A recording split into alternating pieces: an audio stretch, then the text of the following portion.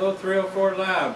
In this video we're going to talk about the setup and procedures and equipment used for a GPR survey.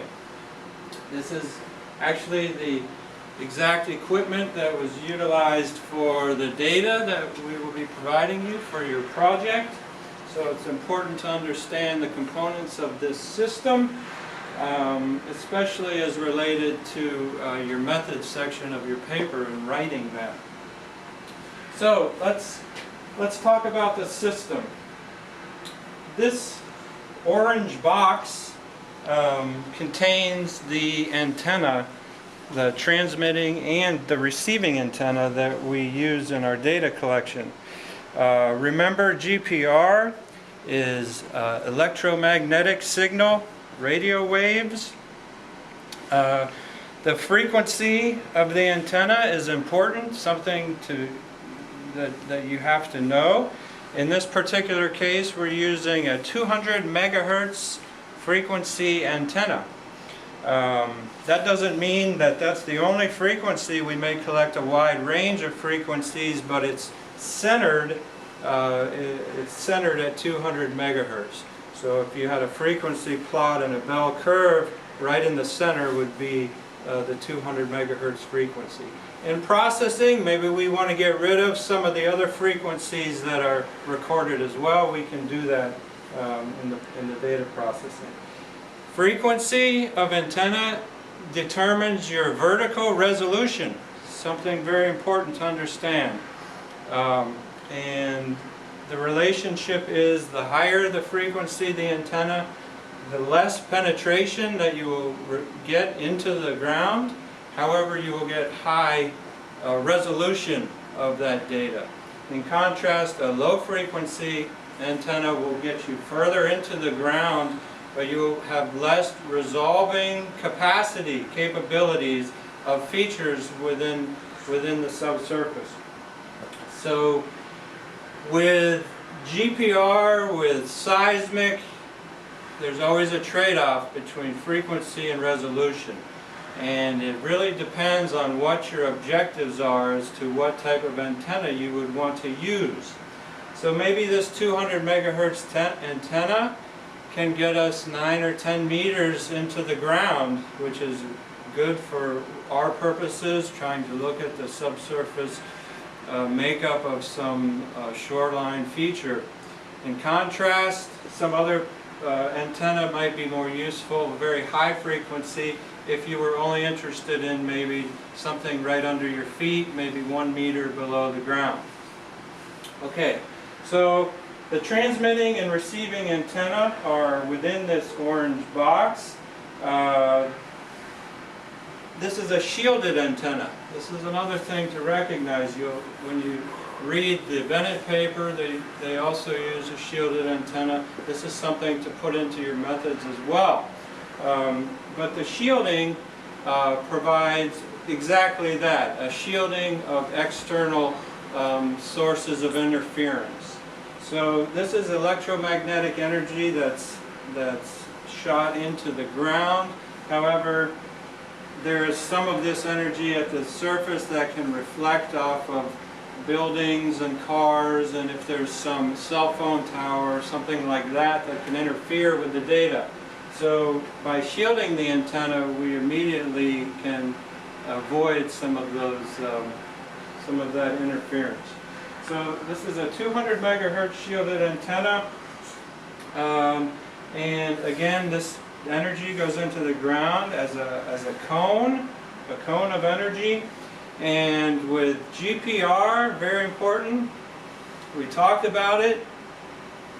What is it? What's causing the reflections in the ground? So what we're recording are reflections off of boundaries or interfaces between layers. Important to understand what's causing that reflection.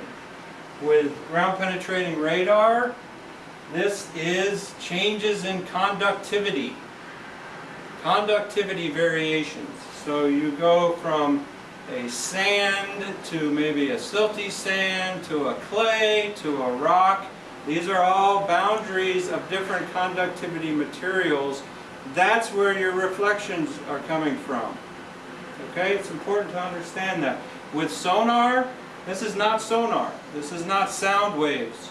Okay, seismic reflection is sonar. It is sound waves, and that responds to changes in density between different materials. However, it's nice because changes in conductivity often correlate to changes in density. So if you collected GPR data and then you collected seismic data, maybe they look very similar. Okay, maybe you're bouncing, you're reflecting off the same layers. So keep that in mind. And with GPR, if we're talking about conductivity, we have to recognize things that are very conductive will affect your signal. So a clay, for example, is a charged material that is conductive and that will affect your signal. Okay, water, especially saline water, salty water, is going to affect your signal. And in the Bennett paper you'll see this very clearly as the GPR data get closer to the sea. There's an effect on the data. So we need to recognize the things that are going to produce our data and things that can affect the data. That's not necessarily a bad thing. That tells us something about what's in the ground. Is this conductive clay? Is this an area of a little depression where you have some clay and some fine-grained material? So let's keep that in mind. What type of energy we're sending, what's causing the reflections, the frequency of the antenna that we're using, those are all very important. So this setup is very simple in the fact that we really just drag this unit along the ground. We want to maintain contact between the box and the ground surface, and we pull it. We can drag it by hand. We can pull it with a truck or a car. We can push it with a stroller of some sort. So there's lots of different ways to collect the data. For our Conway GPR project, we utilized a car or a van and actually drug this unit. There's a plate on the bottom that's very durable. It's called a skid plate that allows for this type of pulling to be done. Next we want to trigger the system to shoot the energy into the ground, and a very useful way is to use what's called a wheel odometer, which is simply that. It's an odometer, and you'll see there's a cable that runs from the wheel to the GPR box, and that goes back to the control unit.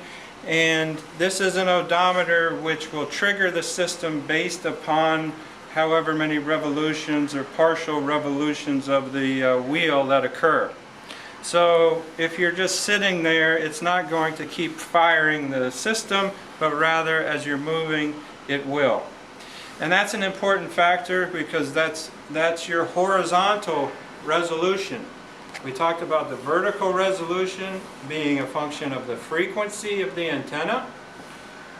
Well, the horizontal or the lateral resolution is dependent upon how rapidly, how often you fire the system. We will set this up in our parameters when we set up the GPR setup, and we can control that. So the more closely spaced the shots are fired, the higher the horizontal resolution. Other than that, we need a straight line to collect our data. In geophysics, we don't want curvy lines. In all geophysics, you'll see straight lines, right? So we want to collect our data along a straight line, and those are the principal components. Now, obviously, there's a cable that is then connected back to the control box, which is this blue box here. The system that we use will provide you the exact names of things, but this is a GSSI. That's one of the major companies that produces this equipment. And this is the control box, and it has an accompanying laptop computer to go with it. And so that signal is then brought back to the control box, and as you'll see here in a second, we can look at the data as it comes in through real time out in the field. So we can open our software here just to show you a little bit about the setup. This is called SIR20 software. And we can open a project. Choose project in the file type. Project file. We can open a project file. And then we can edit that project. So there's just a couple of things to show you that we set up in advance. In this software, it's asking us, are we, for example, using a survey wheel, which we are, and we can check that. If we have a GPS set up, we could also include that. So survey wheel. And then we have a few other parameters that we can look at. Samples per scan. That refers to when it's printing the vertical lines as the data are coming in. There's 1,024 samples or pixels, if you will, that make up that line. The Deal constant, this refers to conductivity, so if you know something about that you're going to be in sands or what type of material you're going to be surveying in, you can set that. Another one that's important, this is our horizontal resolution, scans per meter, so 30 scans per meter is what we set it to 20. We could set it for 20 right now. That's what our data. Our data's at 20 scans per meter. And so what does that mean? 20 scans and 100 centimeters. So that would be every 5 centimeters would be our horizontal resolution. And so we can hit OK. The antenna will become initialized.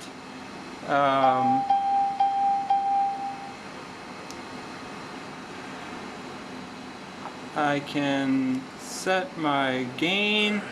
In other words, what I can see, I can make it brighter to see things better. And I believe I will hit this run button, and nothing happens because we're triggering this based on the odometer, and the wheel hasn't moved yet.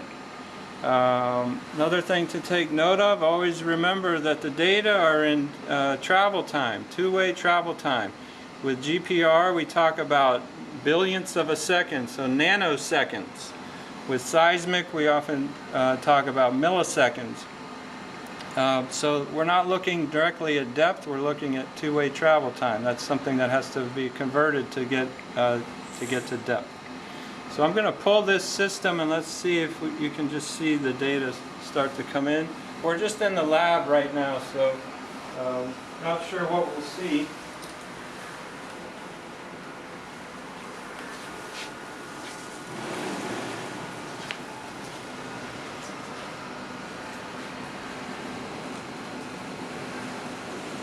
Okay, now you start to see the data that is being flowing in on the left side of the screen here, while the GPR, the antenna is being pulled in the lab, and you can see a lot of dark lines and then separated by white lines. Those dark lines fundamentally are places where strewn reflected radar signal were detected, and with this being pulled further, data is going to be collected continuously. Now we stop the data connection at the end, you will click on this red button to stop the data connection, and then all the data is going to be saved automatically.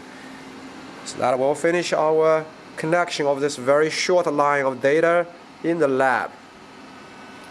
Last thing I would say is with any geophysical data, your data are showing you what the instrument is measuring. This is measuring conductivity changes. It's not telling you exactly what type of, it's not telling you the geology. So as geologists and marine geologists, as part of most geophysical surveys, we always want to try to at least take some samples, some auger samples, something to calibrate to the geophysics so that we have more confidence in what the various units actually represent. And once we do that, then we can have some confidence that we can extend this to a wider area.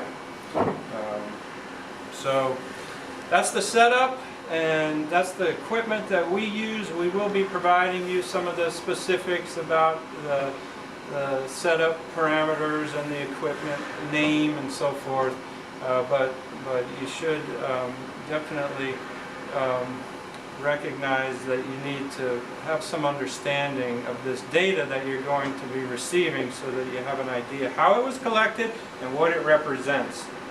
So we'll go from there in a week or two and start looking at the data.